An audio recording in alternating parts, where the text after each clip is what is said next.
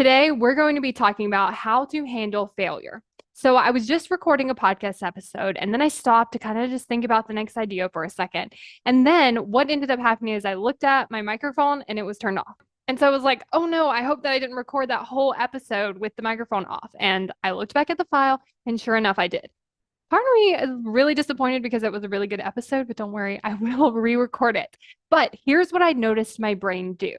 My brain saw the failure, something didn't go as I expected it to, and then it wanted to use that as a reason to stop. So I decided that I was going to record 4 episodes. I recorded one with the sound on, and then the second one didn't have the sound, and then now I'm recording this one, so this makes a third one. And my brain wanted to tell me, oh, we should just not do this. We should just stop for the day. We recorded one, that's good enough. Let's go. And what I noticed happening was that my brain was like, okay, we had a setback, we had the failure, it didn't go as expected. And then my brain wanted to use that as the reason to stop. But what I decided in that moment was to use that as a reason to keep going. So instead of taking that situation and being like, yep, I'm done for the day because my microphone wasn't on and that one didn't count. And so I'm just going to stop. I was like, wait a second.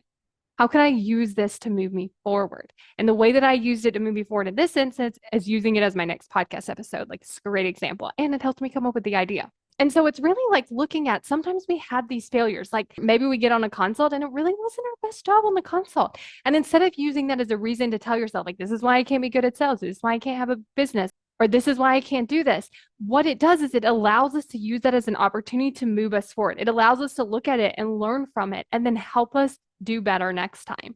Because when you start to use your failures as reasons to keep going and also to help you keep going, that's when you start to build that momentum to move through anything that's coming up and still achieve your goal.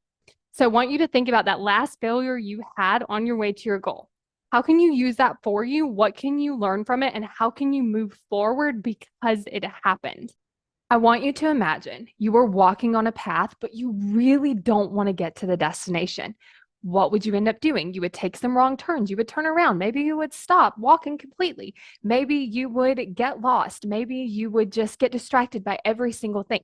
This is what your brain is doing. Your brain doesn't want you to achieve your goals. And I'm going to explain why in the why you aren't taking action video. But I'm also going to show you how can you actually start taking more of the right actions so that you don't waste so much time, because I want you to think about it. If it's like a 5-minute walk and now we've gotten lost, we've turned around, we've stopped walking, this 5-minute walk could take forever.